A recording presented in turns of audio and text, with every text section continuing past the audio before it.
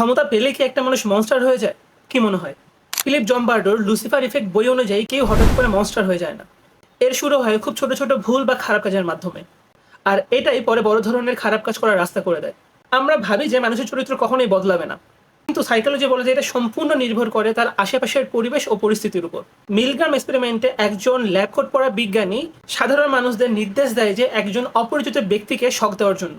আর আপনি জানলে অবাক হবেন যে প্রায় 65% মানুষ শুধু তার নির্দেশ পালন করার জন্য সেই অপরিচিত ব্যক্তিকে প্রাণঘাতী শক দেওয়ার জন্য রাজি হয়ে যায়।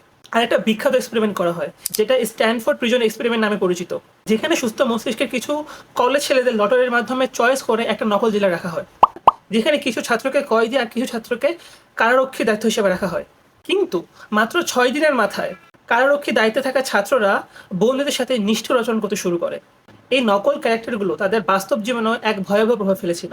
তো কি মনে হয় আপনার, ক্ষমতা কি আসলেই কাউকে মনস্টারে পরিণত করে?